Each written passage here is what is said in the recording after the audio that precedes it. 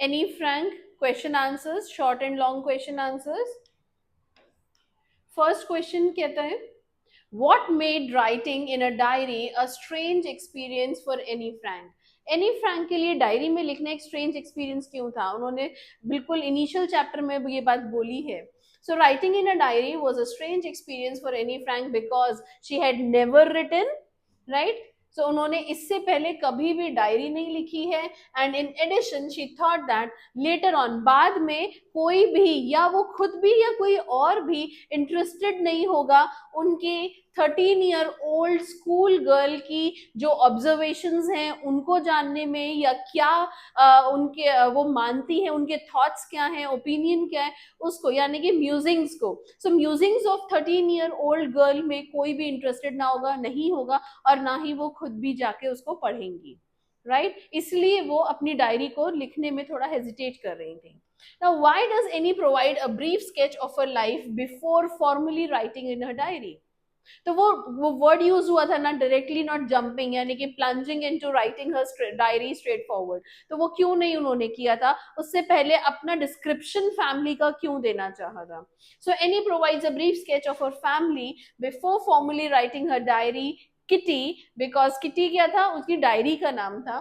Because she believes that in the absence of background nobody would be able to understand a word of her stories to Kitty. अगर वो नहीं है, background में किसी ने देखा पढ़ा, तो उन्हें समझ ही नहीं आएगा कि ये क्या स्टोरी की बात हो रही है, क्योंकि बैकग्राउंड में उसको क्लियर ही नहीं है, right? So she confides in a diary taking a true friend. तो वो अपनी डायरी को एक ट्रू फ्रेंड की तरह मानती है, and so it becomes N insider for her. और इसीलिए सारा डिस्क्रिप्शन देना कोई उनके लिए बड़ी बात नहीं थी, अलग बात नहीं थी, कोई थ्रेटनिंग नहीं थी, क्योंकि वो किटी उनके लिए उनकी फ्रेंड है. तो that is why she gave a description. Okay, question number 3. How does Annie justify her being a chatterbox? Chatterbox होना ठीक कैसे है? Annie Frank ने उसको कैसे justify किया है? So in her first essay, Chatterbox, Annie argued that talking is a student trait. उन्होंने ये बताया है कि बात करना स्टूडेंट का एक ट्रेट है, उसका एक क्वालिटी है, हर स्टूडेंट बात करता है. And that she would do her best to keep her talking under control. लेकिन वो फिर भी पूरी कोशिश करेंगे कि वो कम बात करें, अंडर कंट्रोल बात करें. But she would never be able to cure herself. वो बिल्कुल हमेशा के लिए बिल्कुल ठीक नहीं होगा. क्यों? Because of this habit since she has inherited, क्योंकि उन्होंने वो डीएनए में, हेरिडिटरी में लिया है अपनी मदर से, in form of a mother who took talked a lot. लेकिन क्योंकि वो भी खुद भी बहुत बात किया करती थी, मदर भी, ठीक है. सो कंप्लीटली ये जो है हमेशा के लिए ठीक नहीं होगा, but yes she would try to do it under control, right? What feeling or emotion do you think Annie Frank had when she said, I was plunked down on the table as a birthday present for Margaret? ठीक है, तो उन्होंने ये क्यों कहा था? उसे क्या पता चलता है कि मुझे लाके बर्थडे टेबल पे रख दिया गया जब मार्गरेट का, उनकी बड़ी सिस्टर का बर्थडे था? तो any statement is laid with the emotion that her birth was more to appease her elder sister. जो उनका बर्थ हुआ है वो अपनी बड़ी बहन को ज्यादा खुश रखने के लिए हुआ है, then to welcome her into his life.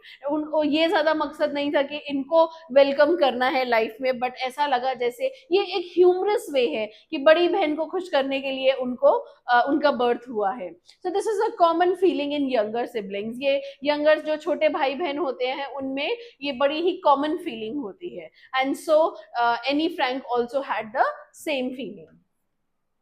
Okay. Now, why was Annie's entire class quaking in his boots? Right? So Annie's entire class was quaking in its boots because everyone was unsure about the upcoming results.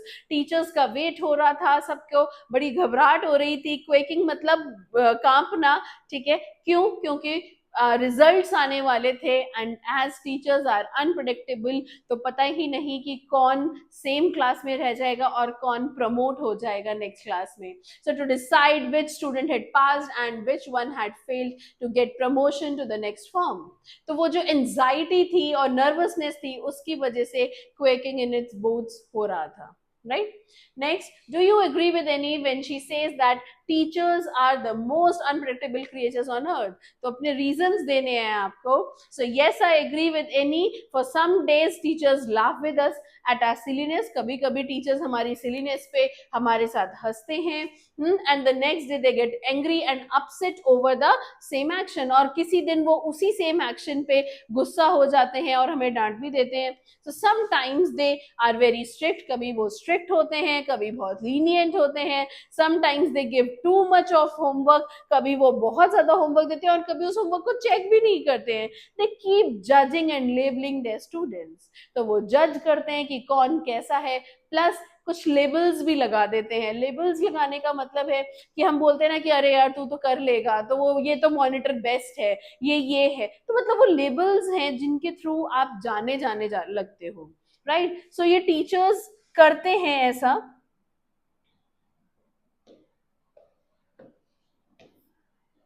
चलिए, so first long question, was Annie right when she said that the world would not be interested in the musings of a 13-year-old girl? क्या आपको लगता है any ने ये बात सही कही थी? Annie Frank wrote her diary while in hiding with her family and 4 friends. जब उन्होंने ये डायरी कब लिखी थी? जब वो अपनी फैमिली और 4 अदर फ्रेंड्स के साथ एम्स्टरडम में during the German occupation of Netherlands in world war 2, जब वो छुपी हुई थी वर्ल्ड वॉर 2 में, जब जर्मन्स वहां पे एक्वायर कर रहे थे उस जगह को, वर्ल्ड वॉर 2 की बात है ये, तो तब वहां पे उन्होंने लिखी थी. The diary was given to her for her 13th birthday and chronicles of the events of her life from 1942 until its final entry to 1944. उसमें उनके सारे जो ऑब्जर्वेशंस थी या जो उनके साथ हुआ वो सब it was penned down there. When Annie set off to write this diary, she intended it to be the musings of 13-year-old girl. तो जब उन्होंने ये लिखा था, उन्हें था कि ये तो सिर्फ एक musings है 13-year-old girl की, and felt that later on no one would be interested, not even including her. She would also not be interested in it, right? However, this document is such a unique record that it was eventually translated into so many languages. Dutch के अलावा वो और भी बहुत सारी languages में उसको translate किया गया था. One of the world's most widely read book बनी ये, and many films, televisions, theatrical productions and even opera, they have been based on this diary. Right? So described as the work of a mature, वो 13-year-old थी लेकिन इसको consider किया जाता है बिल्कुल एक मेच्योर एंड इंसाइटफुल माइंड. और diary provides N intimate examination of a daily life under the Nazis occupation. उस टाइम पे एक डेली लाइफ कैसी होती थी उसके बारे में कंप्लीट एक राइटिंग्स हैं ये. Annie's diary, which she fondly called, जो वो प्यार से उसको किटी बुलाती थी, is not an ordinary piece of writing but a creative work. क्योंकि बहुत ह्यूमरस वे में, एक बहुत एक ह्यूमरस वे में उसको लिखा गया है, that has generated interest in people from all age groups and all the nationalities. तो ये बहुत ही ज्यादा मोस्ट रेड बुक बनी बाद में, जिसको बहुत सारी लैंग्वेजेस में कन्वर्ट किया गया. Now, how does Annie feel about her father, her grandmother, Mrs. Cuprus, and Mr. Keesing? And what does these things tell about her to us? Right. Now, Annie considers her father to be the most adorable father she had ever seen. Now, she loves her grandmother dearly and lives happily with her even at the tender age of 4. 4 साल की फिर भी वो अपनी grandmother के साथ रहती थी in the absence of her parents who had already immigrated to Holland. So parents पहले हॉलैंड चले गए थे, बाद में उनकी बड़ी सिस्टर गई और उनके पीछे पीछे वो खुद भी चली गई. Now Annie has immense regard and love for her head mistress. सो उनकी जो हेड मिस्ट्रेस थी, बहुत प्यार था उनको उनसे, क्योंकि जब वो अलग हुई थी तो भी उनको साथ उनका उनका बड़ा वो सैड हो गई थी. It was heartbreaking when she separated from her at the end of her 6th grade. She lovingly considers her mathematics teacher जो मिस्टर कीजिंग है, उनके साथ, जिनको वो अनप्रिडिक्टेबल ओल्ड फॉगी बोलते हैं, बट इवेंचुअली उनका भी प्यार वो जीत लेती हैं. All these things show that Annie was a cheerful young girl who viewed everyone around her optimistically. Right, वो अच्छे से उन सबके साथ मिलती जुलती थी, सबको बहुत ही ऑप्टिमिस्टिकली देखती थी, पॉजिटिव वे में देखती थी. She was loving, appreciative about her elders and strengthened her relationship with affection. प्यार से सबका दिल जीत लेती थी. Her bond with the people she loved and respected was very strange and stable. This unique trait indicated Annie's level of maturity. 13 years की बच्ची से आप और क्या एक्सपेक्ट करेंगे? ठीक है, इतना कुछ वो लव से ही अपनी बातों से ही सबको जीत लिया करती थी, right? Next question. Annie says teachers are the most unpredictable creatures on earth. Is Mr. Keesing unpredictable? कैसे? So talking in general about teachers, सबसे पहले एनी बोलती हैं कि teachers are the most unpredictable creatures on earth. When the student is unsure about passing a test, the teachers pass him. जब बच्चे को unsure होता है कि वो नहीं पास होगा, टीचर्स पास कर देते हैं. And when he is confident कि वो पास हो जाएगा, वो फेल हो जाता है. So in a way, Mr. Keesing too has an unpredictable nature. At one stage, he gets so annoyed with Annie for being a chatterbox, and that he assigns extra homework. उसको extra homework भी दे देते हैं. Now Annie's argument supporting her talkative nature amuse him, but he punishes her further. वो उन्हें पसंद आता है उसका ऐसे, but वो फिर से उसको एक और ऐसे लिखने के लिए दे देती हैं, उसको दोबारा पनिश करते हैं when she resumes talking.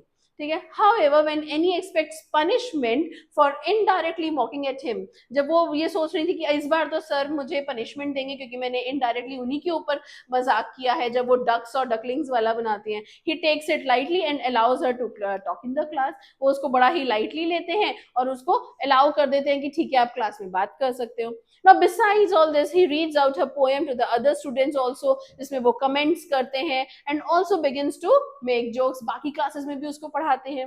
So इसीलिए उन्होंने कहा है कि मिस्टर कीजिंग एक बहुत ही अनप्रेडिक्टेबल टीचर हैं, right? Next question. What idea do you form about the writer from her use of the statement Margaret went to Holland in December and I followed in February?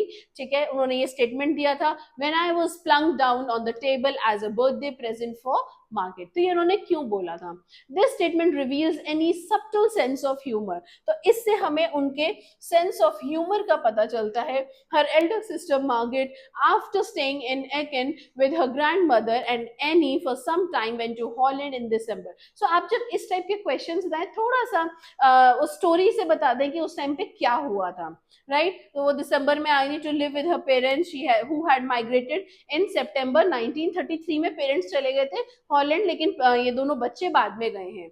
So Annie was younger and so she joined the family later in the month of February, right? और Margaret दिसंबर में चली गई थी. Her day of arrival in Holland coincided with her sister's Margaret birthday. So उस दिन जिस दिन इनका ये लैंड की थी हॉलैंड में, उस दिन सिस्टर का बर्थडे था.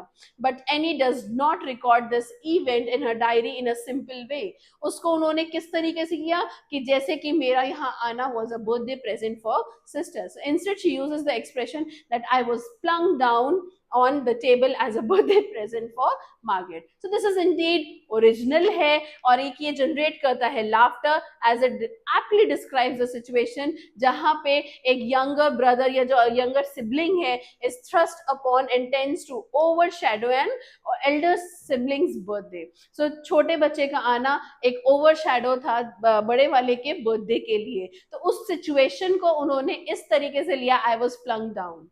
Right? Now this entire expression is innovation and the use of the word plunked down has a lasting impact on the reader's mind. So ये जो plunked down है ये हम एक imagination create करता है and it brings humorous effect to the statements, right? और इसीलिए हमें वो अच्छा लगता है. Okay. Next question. What idea do you form about Annie from her observation?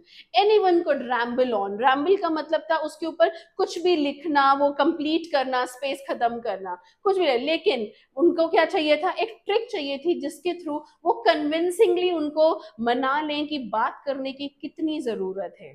तो ये ऐसा उन्होंने उससे क्या आइडिया फॉर्म हुआ था? The statement tells us that Annie was a perfectionist. She just didn't wanted to ramble, and did not want to finish her task just for the sake of it. She had a sense of commitment था, एक devotion था, जो भी वो काम करें उसमें. So चाहे वो डायरी लिखनी थी, चाहे वो अपना असाइनमेंट कंप्लीट करना था, या ये पनिशमेंट वाला ऐसे लिखना था. right? The statement also tells us that Annie believed in herself and could justify her actions with convincing arguments. वो मानती थी कि हम मानते हैं कि एनी जो है अपने हर काम में अच्छे से करती थी और कन्विक्शन के साथ, कन्विंसिंग आर्ग्यूमेंट्स के साथ आती थी. In addition to this art of validating her behavior, she also adds a sense of humor. अपने बिहेवियर को तो वैलिडेट करना कि मेरा बात करना, टॉकेटिव होना बिल्कुल सही है, वो क्या करती थी, एक सेंस ऑफ ह्यूमर भी ऐड करती थी. She could have resorted to the easy way of completing her extra homework. आसानी से कर सकती थी, but then she got as punishment for talking in the class like a chatterbox. She could have simply rambled about the subject, but उन्होंने क्या किया, she completed the essay. She did not do anything like this. Instead, she thought of strong arguments to justify her talkative nature. और वो strong arguments क्या थे कि वो उन्हें उनकी हेरिडिटी से मिला है, वो अपनी मदर, उनकी मदर भी बहुत ज्यादा बात करती है, so वो completely wash away नहीं कर सकती straight को, because this she has got as a heredity trait. Right तो इस तरीके से उन्होंने ह्यूमर ऐड करके इस चीज में अपने चैटरबॉक्स ऐसे के थ्रू कन्विंसिंग स्टेटमेंट्स दिए हैं. Right okay, now let's come on to the last question of this chapter. Annie believes that paper has more patience than people. Do you agree with this? Okay. Okay, now Annie believes कि paper के पास ज्यादा patience है और लोगों के पास कम है. ये बात सच है. Paper is passive and silent receptor that does not, वो आपको जज नहीं करेगा, पेशेंस रखेगा, ठीक है, और आपको बिट्रे भी कभी नहीं करेगा. राइट, अनलाइक ह्यूमन बींग्स, हर ह्यूमन बींग्स में ऐसा नहीं होता है. It allows the writer to record as many as varied thoughts as required by him और हर. जितना भी वेरिएशन अलाउड है वो सब आप कर सकते हैं आपके दिमाग में जो आ रहा है. Annie had a loving family and a group of friends with whom she could have fun, बहुत आराम से, but she could not confide in any of them because her reserved nature did not allow her to open. क्योंकि उनकी जो reserve nature थी, उसके पास, उनके पास बहुत सारे लोग थे, उनकी फैमिली फ्रेंड्स 30 थे उनकी फैमिली में, बट फिर भी क्योंकि उनकी नेचर ऐसी थी कि वो कन्फाइड नहीं होती थी, किसी के साथ मिलजुल नहीं पाती थी, अपने अंदर की जो रियल फीलिंग्स थी वो नहीं एक्सप्लेन कर पाती थी. She felt that her musings were not interested to people around her and they would lose patience if she would talk to them about her feelings and observations. उसके बाद उन्होंने kitty का उन्होंने नाम दिया कि उनकी डायरी जो थी वो किटी है, and this helped her to express herself freely without worrying about the responses. Kitty was all paper and had unlimited patience. ये जो किटी थी उनके पास unlimited patience था, कोई betrayal का चक्कर नहीं था. राइट, सो ये प्रूफ करता है कि paper has more patience than human beings. तो ये कुछ क्वेश्चन आंसर्स थे इस चैप्टर के. अगर आपको कहीं पे नहीं समझ में आ रहा है या कोई भी प्रॉब्लम आ रही है, आप कमेंट्स कीजिए. Right, thank you.